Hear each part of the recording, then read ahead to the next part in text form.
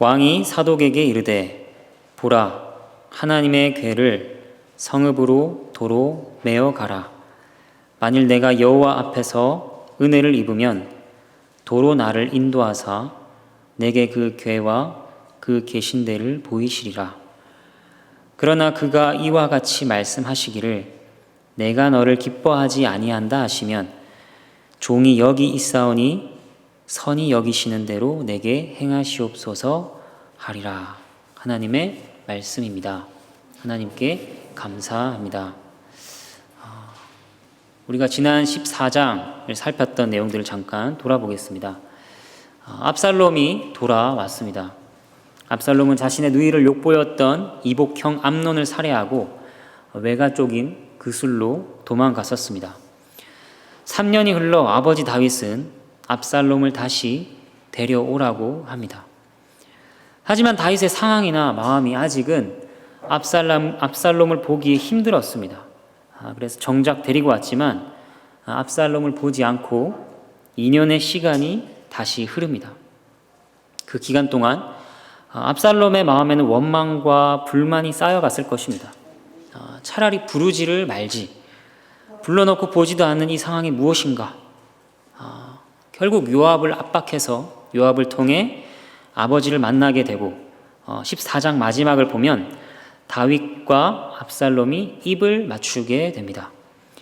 하지만 감동적인 재회와 용서의 장면으로 보이지는 않습니다. 14장 33절 보면 이렇습니다. 그가 왕께 나아가 그 앞에서 얼굴을 땅에 대어 그에게 절하매 왕이 압살롬과 입을 맞추니라. 얼굴을 땅에 대고 절했다. 왕이 압살롬과 왠지 딱딱하고 형식적으로 보이는, 그렇게 느껴지는 묘사입니다. 오늘 본문은 그 이후의 일을 담고 있습니다. 1절을 보도록 하겠습니다. 그 후에 압살롬이 자기를 위하여 병거와 말들을 준비하고 호위병 50명을 그 앞에 세우니라. 압살롬이 왜 이렇게 했을까요? 병거와 말들, 호위병 50과 함께하는 모습은 자신의 위세, 위엄을 보여주고 다니는 것입니다. 그 모습을 본 백성들은 잊을 수가 없었을 것입니다. 압살롬의 모습이 뇌리에 박히는 것입니다. 2절 말씀입니다. 압살롬이 일찍이 일어나 성문길 곁에 서서 어떤 사람이든지 송사가 있어 왕에게 재판을 청하러 올 때에 그 사람을 불러 이르되 너는 어느 성읍 사람이냐 하니 그 사람의 대답이 종은 이스라엘 아무 지파에 속하였나이다 하면 압살롬이 일찍 일어났다고 합니다. 부지런합니다. 일찍 일어나서 그가 향한 곳은 어디입니까? 성문 길 곁입니다. 당시에는 성문 앞 광장에서 재판을 하거나 사회 문제를 토론했습니다. 그곳에서 압살롬은 왕에게 재판을 청하러 오는 자들에게 어디 지파 사람이냐 이렇게 묻습니다. 사람들에게 관심을 나타내는 것이죠. 어디 지파에서 왔느냐. 하지만 압살롬이 그들에게 이상한 말을 합니다. 3절 말씀입니다. 압살롬이 그에게 이르기를 보라, 내 일이 옳고 바르다마는 내 송사를 들을 사람을 왕께서 세우지 아니하셨다 하고, 이것은 아버지 다윗 왕에 대한 험담입니다. 네가 찾아온 것은 잘한 일이다. 그런데 너를 위해 그 문제를 해결할 길이 왕께는 없어. 이 험담 안에는 자신의 경험도 녹아 있었을 것입니다. 자신의 누이 다말이 수치를 당했었죠. 하지만 아무런 정의도 시행되지 않았던 과거가 있는 것입니다. 그리고 또 이렇게 말합니다. 4절 말씀. 또 압살롬이 이르기를 내가 이 땅에서 재판관이 되고 누구든지 송사나 재판할 일이 있어 내게로 오는 자에게 내가 정의 베풀기를 원하노라 하고, 압살롬의 말은 이런 것입니다. 나는 정의에 정말 관심이 많아. 세상에 제대로 된 정의가 세워졌으면 좋겠어. 누가 나를 재판관으로 삼아주기만 한다면, 이런 것입니다. 5절 말씀을 또 보겠습니다. 사람이 가까이 와서 그에게 절하려 하면 압살롬이 손을 펴서 그 사람을 붙들고 그에게 입을 맞추니. 압살롬에게 호의를 가지고 다가오는 자들에게 압살롬이 어떻게 합니까? 그 사람을 붙들고 입을 맞춥니다. 그 입맞춤에서 사람들은 다정함, 겸손함, 압살롬의 따뜻함, 같은 것들을 느꼈을 것입니다. 1절부터 5절까지 모습을 보면 압살롬은 어떻습니까? 위엄과 카리스마, 그리고 사람들을 챙기고 관심을 보이고 정의에 대해 열정을 보이고 따뜻한 마음을 가진 왕자입니다.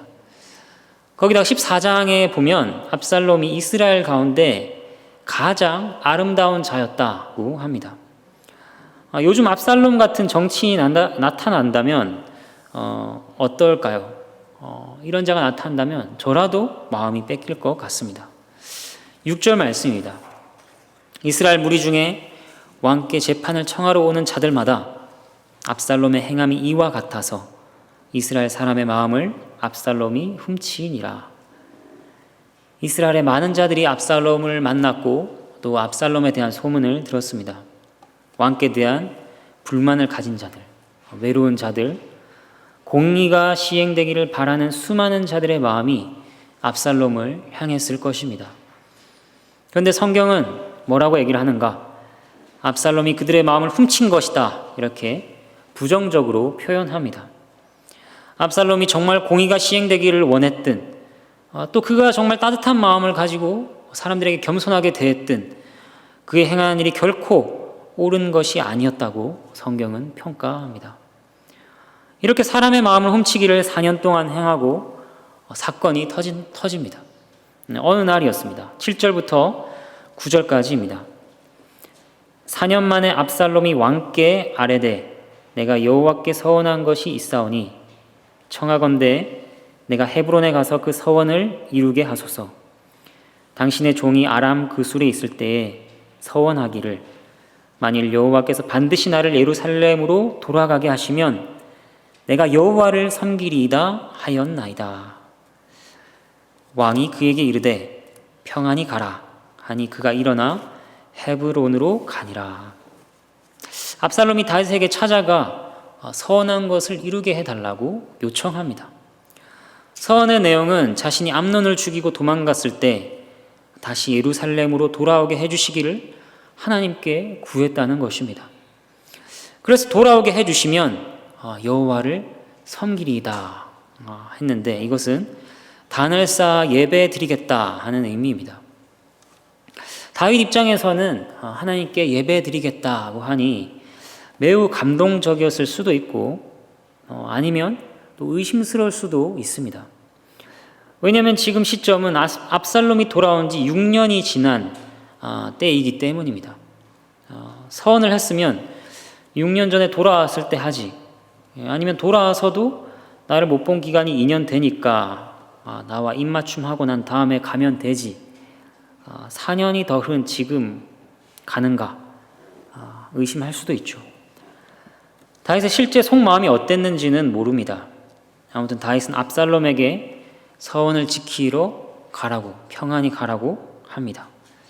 그리고 곧 압살롬의 서원이 진실되지 않았다는 것이 드러납니다. 10절 말씀. 이에 압살롬이 정탐을 이스라엘 모든 지파 가운데 두루 보내 이르기를 너희는 나팔 소리를 듣거든 곧 말하기를 압살롬이 헤브론에서 왕이 되었다 하라 하니라. 압살롬이 오랜 시간 동안 마음에 품고 있던 목적이 드러났습니다. 그것은 다윗을 끌어내리고 자신이 모든 지파의 왕이 되는 것입니다. 하나님께 대한 서원이라는 것은 목적을 이루기 위한 수단에 불과했던 것입니다. 압살롬이 왕이 되었다는 말이 나팔 소리와 함께 모든 지파에 퍼져 나갔습니다. 그는 특별히 헤브론에서 왕이 됩니다. 왜 헤브론이었을까요? 헤브론은 압살롬이 태어난 곳이기도 합니다. 또 다윗이 처음 유다 왕이 되어 7년을 통치한 곳이 바로 헤브론입니다. 하지만 다윗은 온 이스라엘의 왕이 되고 나서 예루살렘으로 갔습니다. 어쩌면 헤브론 사람들은 떠난 다윗에게 서운한 마음을 가지고 있었을지도 모릅니다. 여러 상황과 조건을 봤을 때 압살롬은 자신이 왕이 되기에 헤브론이 적합하다 이렇게 생각한 것입니다. 압살롬은 정말 치밀한 사람입니다. 이복형 암논을 죽일 때도 2년 동안 기회를 엿보며 계획했었습니다. 이번에도 마찬가지입니다. 그는 계획을 가지고 오랜 시간을 들였고 반역을 실행에 옮깁니다. 11절 말씀입니다. 그때 청함을 받은 200명이 압살롬과 함께 예루살렘에서부터 헤브론으로 내려갔으니 그들은 압살롬이 꾸민 그 모든 일을 알지 못하고 그저 따라가기만 한 사람들이라. 압살롬이 반역에 이용한 장치는 또 무엇입니까?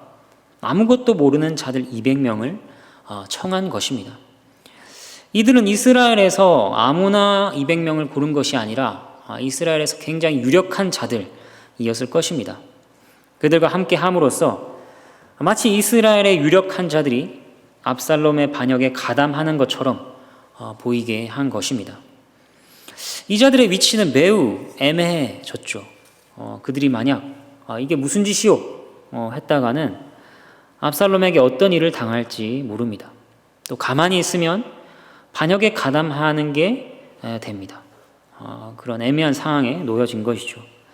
압살롬은 또 다른 사람을 데려옵니다. 12절 말씀입니다. 제사 드릴 때 압살롬이 사람을 보내 다윗의 모사 길로 사람 아히도벨을 그의 성읍 길로에서 청하여 온지라. 반역한 일이 커가매 압살롬에게로 돌아오는 백성이 많아지니라. 모사는 왕에게 충고하고 조언하며 왕과 의논하는 자입니다. 아히도벨은 다윗 왕 가까이에서 각종 정책에 관해 조언하고 의논했던 자였습니다. 아히도벨에 대한 신뢰와 위치가 어느 정도냐면 사무엘하 16장 23절을 보면 이런 말씀이 있습니다. 당시 아히도벨이 베푸는 모략은 하나님께 물어받은 말씀과 일반이라. 이 정도였습니다. 하나님께 물어받은 말씀과 일반이라. 그 정도로 신뢰하는 뛰어난 모사인 아히도벨을 압살롬이 자신의 반역에 끌어들인 것입니다. 거기다 12절 마지막은 압살롬에게 돌아오는 백성도 많았다고 합니다. 이러한 상황이면 압살롬의 반역은 거의 성공에 가깝다고 할 수 있습니다. 이제 다윗의 상황을 보도록 하겠습니다. 13절부터 15절까지의 말씀입니다. 전령이 다윗에게 와서 말하되 이스라엘의 인심이 다 압살롬에게로 돌아갔나이다 한지라. 다윗이 예루살렘에 함께 있는 그의 모든 신하들에게 이르되 일어나 도망하자. 그렇지 아니하면 우리 중 한 사람도 압살롬에게서 피하지 못하리라. 빨리 가자. 두렵건대 그가 우리를 급히 따라와 우리를 해하고 칼날로 성읍을 칠까 하노라. 왕의 신하들이 왕께 이르되 우리 주 왕께서 하고자 하시는 대로 우리가 행하리이다. 보소서 당신의 종들이니이다 하더라. 다윗이 압살롬의 반역에 대한 보고를 들었습니다. 이에 대한 다윗의 결정이 무엇입니까? 14절 말씀에 도망하자고 합니다. 우리는 다윗이 맞서 싸울 수도 있었을 텐데 왜 도망갔는가 물을 수 있습니다. 왜 도망갔을까요? 그 이유는 지금 상황이 그렇게나 급박하게 흘러가고 있고 또 맞서 싸우기에는 준비가 부족했기 때문입니다. 붙어봐야 성읍의 백성들과 다윗의 사람들이 해를 당할 것이 분명하기 때문입니다. 그리고 여기에는 또 다른 한 가지 이유가 있습니다. 그것은 다윗이 이 일의 의미들을 알고 있었기 때문입니다. 이 일이 나단 선지자를 통해 예언하신 하나님의 징계임을 알았기 때문입니다. 지금 도망하자고 하는 것은 징계하신 하나님의 손길에 순종하는 의미를 담고 있는 그런 결정인 것입니다. 이제 15장에 남은 내용들이 있는데 이 내용들은 다윗을 따른 사람들과 다윗이 예루살렘에 의도적으로 남긴 사람들에 대한 것입니다. 16절을 보도록 하겠습니다. 왕이 나갈 때에 그의 가족을 다 따르게 하고 후궁 10명을 왕이 남겨두어 왕궁을 지키게 하니라. 다윗과 그의 가족들이 피난길에 함께 했습니다. 하지만 후궁 10명은 남겨두어 왕궁을 지키겠습니다. 다른 신하들을 남겨두면 압살롬이 해칠지 모릅니다. 하지만 후궁들을 압살롬이 해할 이유가 있겠는가? 자신의 누이 다말이 근친상간으로 수치를 당한 적이 있는데 설마 압살롬이 후궁들을 건드리겠는가 생각했을 것입니다. 그래서 다윗은 후궁들을 왕궁을 지키도록 남겨둡니다. 17절 말씀입니다. 왕이 나가매 모든 백성이 다 따라서 벳메르하게 이르러 멈추어서니 13절에서 보면 이스라엘의 인심이 다 압살롬에게 갔다고 보고했습니다. 하지만 여전히 다윗을 따르는 백성들이 있었습니다. 일행은 벳메르학에서 잠시 재정비를 위해 멈추었습니다. 18절부터 21절까지의 말씀. 그의 모든 신하들이 그의 곁으로 지나가고 모든 그렛 사람과 모든 블렛 사람과 및 왕을 따라 가드에서 온 모든 가드 사람 600명이 왕 앞으로 행진하니라. 그때 왕이 가드 사람 이때에게 이르되 어찌하여 너도 우리와 함께 가느냐? 너는 쫓겨난 나그네이니 돌아가서 왕과 함께 내 곳에 있으라. 너는 어제 왔고 나는 정처 없이 가니 오늘 어찌 너를 우리와 함께 떠돌아다니게 하리요? 너도 돌아가고 내 동포들도 데려가라. 은혜와 진리가 너와 함께 있기를 원하노라 하니라. 이때가 왕께 대답하여 이르되 여호와의 살아계심과 내 주 왕의 살아계심으로 맹세하옵나니 진실로 내 주 왕께서 어느 곳에 계시든지 사나 죽으나 종도 그곳에 있겠나이다 하니. 이 부분을 보면 다윗을 따랐던 이방인들에 대해서 알려줍니다. 다윗은 과거 사울에게 쫓겨다닐 때 이방 땅을 돌아다니며 지낸 적이 있습니다. 아마 이때 다윗을 만나고 다윗을 따르게 된 이방인들이 있었을 것입니다. 그리고 여기서는 또 특별히 가드 사람 이때와의 대화를 알려줍니다. 19절을 보면 그는 쫓겨난 나그네라고 합니다. 어떤 이유인지 이때는 가드에서 추방당했습니다. 그리고 20절을 보면 이때가 어제 왔다고 합니다. 하루 전날 왔다기보다는 이스라엘에 온 지 얼마 되지 않았다는 것입니다. 다윗을 따라오니 다윗이 그를 걱정합니다. 너는 이방인이고 온 지도 얼마 안 되는데 나와 무슨 깊은 인연이 있다고 나를 따르느냐? 나는 갈 곳도 모르고 도망가는 처지다. 압살롬에게 가서 그곳에서 안정적이게 자리를 잡아라 하는 것이 다윗의 말이죠.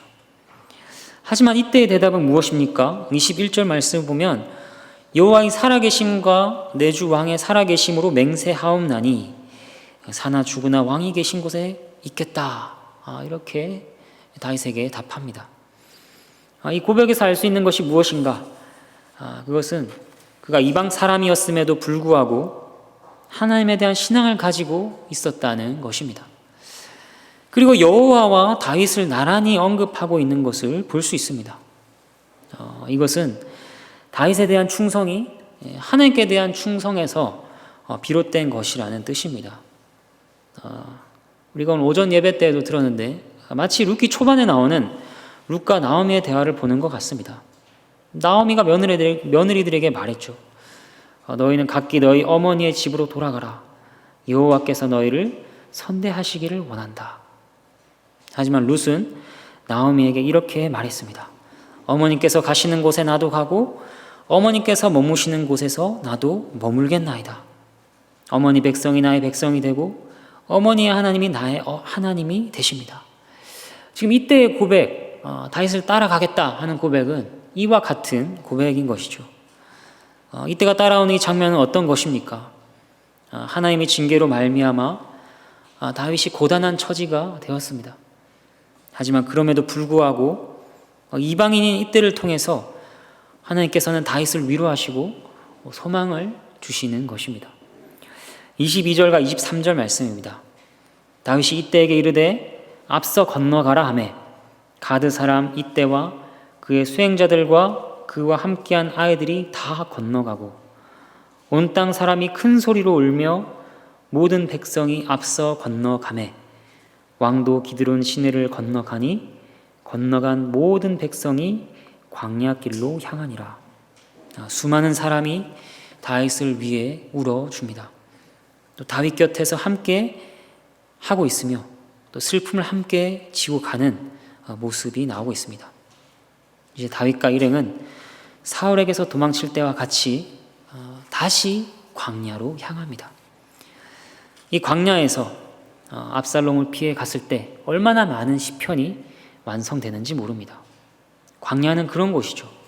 마르고 공핍한 땅입니다. 하지만 하나님을 찾고 그분을 고백하기에는 더없이 좋은 장소인 것입니다. 이제 다윗을 따랐던 또 다른 자들을 보겠습니다. 24절 말씀입니다. 보라, 사독과 그와 함께한 모든 레위 사람도 하나님의 언약궤를 메어다가 하나님의 궤를 내려놓고 아비아달도 올라와서 모든 백성이 성에서 나오기를 기다리도다. 사독과 아비아달이 다윗을 기다리고 있습니다. 둘은 제사장입니다. 사독은 나중에 솔로몬 때에 대제사장이 되는 그런 자입니다. 그리고 아비아달은 엘리 제사장의 자손이죠. 두 제사장과 모든 레위 사람이 다윗과 함께 합니다. 얼마나 든든한지 모릅니다. 거기에 또 무엇이 있습니까? 하나님의 언약궤까지 함께 있습니다. 하나님의 언약궤가 함께 한다는 것은 하나님께서 함께 계신다는 것을 보여줍니다. 하지만 다윗의 반응은 의외의 반응입니다. 25절부터 26절까지입니다. 왕이 사독에게 이르되 보라, 하나님의 궤를 성읍으로 도로 메어 가라. 만일 내가 여호와 앞에서 은혜를 입으면 도로 나를 인도하사 내게 그 궤와 그 계신 데를 보이시리라. 그러나 그가 이와 같이 말씀하시기를 내가 너를 기뻐하지 아니한다 하시면 종이 여기 있사오니 선히 여기시는 대로 내게 행하시옵소서 하리라. 다윗은 하나님의 궤를 도로 메어 가라고 합니다. 왜 이렇게 다시 궤를 메고 가지고 가라고 했을까요? 다윗은 하나님의 언약궤를 자신의 입지를 든든히 하거나 하는 그런 도구로 사용하고 싶지 않았습니다. 더군다나 지금 그가 도망가는 것은 자신의 범죄로 인해 하나님의 징계를 받았기 때문입니다. 다윗은 그것을 알았습니다. 그런 가정에서 하나님의 언약궤가 자신과 함께 떠돌아다니는 것을 원하지 않은 것입니다. 20절에서 이때에게 한 말과 같은 심정이었을 것입니다. 나는 정처 없이 가니 어찌 언약궤를 우리와 함께 떠돌아다니게 하리요. 그래서 사독에게 도로 메어 가라고 합니다. 그리고 다윗의 말에서 확인할 수 있는 것은 또 무엇입니까? 자신의 운명을 하나님께 맡기고 있다는 것입니다. 도로 나를 인도하실 수 있는 분도 하나님이시고 그렇게 하지 않으시고 나를 버리신다 하더라도 그것을 겸허히 받아들이겠다 하는 것입니다. 하나님의 주권을 오롯이 인정하고 있습니다. 27절부터 29절까지 말씀입니다. 왕이 또 제사장 사독에게 이르되 내가 선견자가 아니냐? 너는 너희의 두 아들 곧 내 아들 아히마아스와 아비아달의 아들 요나단을 데리고 평안히 성읍으로 돌아가라. 너희에게서 내게 알리는 소식이 올 때까지 내가 광야 나루터에서 기다리리라 하니라. 사독과 아비아달이 하나님의 궤를 예루살렘으로 도로 메어다 놓고 거기 머물러 있으니라. 27절에 다윗이 사독에게 너는 선견자가 아니냐 합니다. 선견자는 이 히브리어를 직역하면 보는 자라는 뜻입니다. 이 말이 무슨 뜻인가? 여러 해석이 있지만 공통적인 것은 앞으로 다윗이 할 말에 대해서 정신 차리고 주의 깊게 들으라는 것입니다. 사독에게 다윗이 명한 것은 두 가지입니다. 하나는 예루살렘 성읍으로 평안히 돌아가라 하는 것이고 두 번째는 상황이 어떻게 되는지 자신에게 소식을 알려달라 하는 것입니다. 그 소식을 듣고 다음 행보를 결정하겠다 하는 것이죠. 30절 말씀입니다. 다윗이 감람산 길로 올라갈 때에 그의 머리를 그가 가리고 맨발로 울며 가고 그와 함께 가는 모든 백성들도 각각 자기의 머리를 가리고 울며 올라가니라. 굉장히 슬픈 장면입니다. 다윗의 행동과 모습은 그의 마음이 어떠한가를 보여줍니다.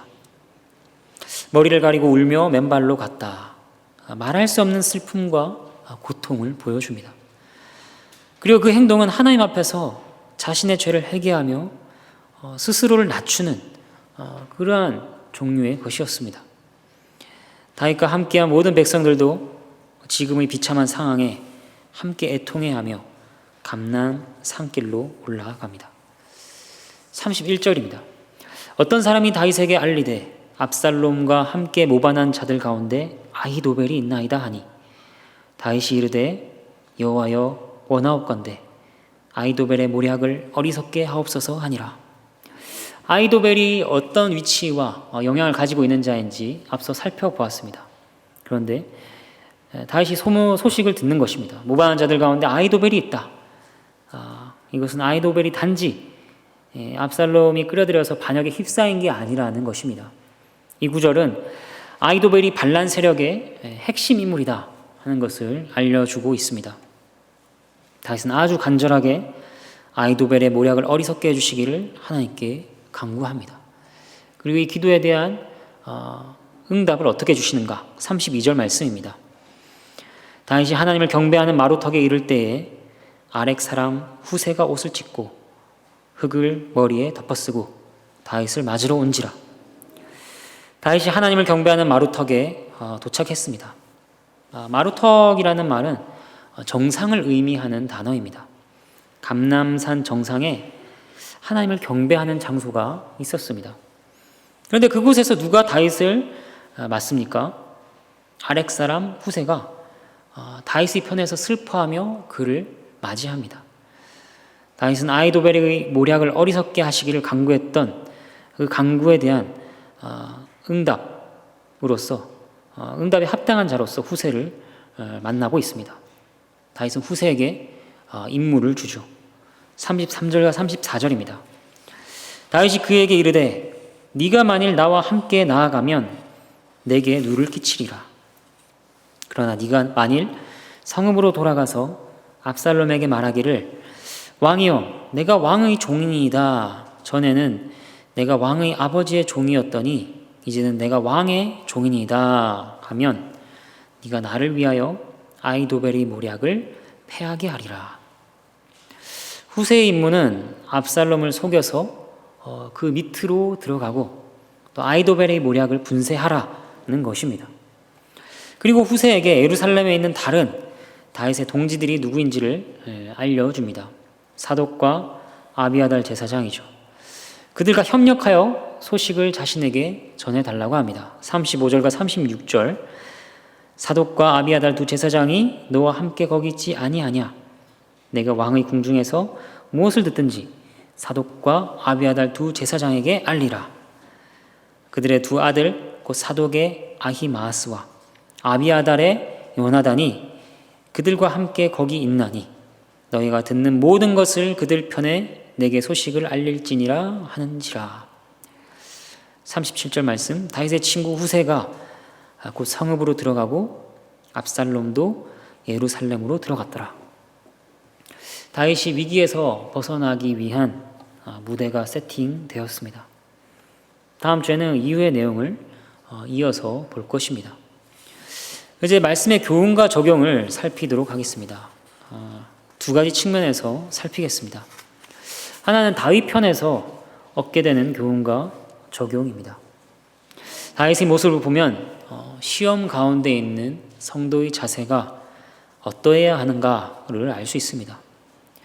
다윗의 모습은 어땠습니까? 그는 어려움 가운데서 자신을 하나님의 주권에 맡깁니다. 그 고백이 26절 종이 여기 있사오니 선히 여기시는 대로 내게 행하시옵소서 하는 고백이지 않습니까? 특별히 그는 자신이 당한 어려움이 자신의 죄로 인한 것임을 알고 또 회개했습니다. 징계를 순종으로 겸허히 받습니다. 하나님의 결정에 하나님의 처분에 자신을 맡기는 것입니다. 여러분, 우리에게 어려움이 닥쳐오면 우리가 다윗처럼 고백할 수 있을까요? 하나님의 뜻대로 하시옵소서. 주님의 뜻이 무엇이든 받아들이겠습니다. 또 만약에 그 가운데 혹시 하나님께서 우리의 죄를 깨닫게 하시면 우리가 다윗처럼 스스로 낮추고 회개할 수 있을까요? 고난을 받아들이고 회개하고 하는 이런 일들은 결코 쉬운 일이 아닙니다. 마음이 오히려 강팍해져서 하나님 있긴 어디 있어? 이런 잔인한 하나님이라면 믿지 않겠다. 이렇게 말하기가 쉽습니다. 하나님의 은혜가 없이는 또 하나님의 하나님 되심을 바라보지 않는다면 불가능한 일인 것입니다. 하지만 성경 말씀은 고난에 대한 우리의 바른 반응을 알려줄 뿐 아니라 소망을 알려주기도 합니다. 예레미야 애가를 한번 찾아보겠습니다. 예레미야 애가 3장 30절입니다. 제가 가진 성경 구약 성경 1146페이지 여간에 있습니다. 예레미야 애가 3장 30절 말씀입니다. 예레미야 애가 3장 30절부터 33절 말씀입니다. 제가 읽도록 하겠습니다. 자기를 치는 자에게 뺨을 돌려대어 치욕으로 배불릴지어다. 때리면 그냥 맞으라고 합니다. 이는 주께서 영원하도록 버리지 아니하실 것이며 그가 비록 근심하게 하시나 그의 풍부한 인자하심에 따라 긍휼히 여기실 것임이라. 주께서 인생으로 고생하게 하시며 근심하게 하심은 본심이 아니시로다. 하나님의 백성은 하나님 주권에 자신을 맡겨드리면서 동시에 이렇게 인자하신 하나님의 성품을 의지합니다. 여러분, 고난을 받아들이고 하나님의 뜻에 맡겨드리며 하나님의 인자하신 성품을 의지하시기를 바랍니다. 그런 자가 할 수 있는 것이 무엇인가? 그것은 또 앞으로 다가올 고난에 대비하는 것입니다. 다윗은 하나님의 징계를 받아들였지만 그저 모든 것을 포기하고 죽음을 기다리지는 않았습니다. 도망을 가고 자신을 돌봐야 할 사람들을 책임지고 다가올 환난을 대비했습니다. 우리도 고난 중에서 동일하게 반응할 수 있는 것입니다. 마치 무슬림들이 인샬라, 신의 뜻이라면 하는 것처럼 모든 것이 주의 뜻대로 하며 아무것도 하지 않는 것이 아닙니다. 하나님의 인자하심을 바라며 인내하고 견디며 또 할 수 있는 바들에 최선을 다하며 기다리는 것입니다. 그것이 오늘 본문에서 다윗의 모습에서 발견할 수 있는 교훈입니다. 다음으로는 다윗을 따르는 백성들을 통해 보게 되는 교훈입니다. 본문에서는 압살롬에게 아무것도 모르고 합류한 자들, 또 압살롬에게 유혹된 자들, 속은 자들, 또 적극적으로 반란에 가담한 자들을 보여주었습니다. 그리고 그것과는 대조되는 다윗을 진실하게 따르는 무리들을 또한 보여주었습니다. 다윗을 진실하게 따른 무리들은 다윗의 멸망을 앞에 두고서도 그를 신실하게 따르며 죽어도 같이 죽겠다고 했습니다. 우리가 당신의 종인이다, 이렇게 고백했습니다. 이런 신실함, 이러한 충심, 그것이 그리스도인들에게 본이 되는 것입니다. 여러분, 그리스도께서는 지금 이 세상에서 아무 쓸모없고 보잘것없으며 망하게 된 분처럼 되셨습니다. 세상은 예수를 따르는 것을 어리석은 것으로 여기고 그를 따르는 자들을 모욕하고 멸시합니다. 그래도 그를 따라가겠는가? 하나님께서 기름 부어 세우신 왕, 하나님께서 택하신 메시아, 그리스도. 하지만 지금은 초라해 보이며 망하게 된 것 같은 그분을 여전히 따라가겠는가?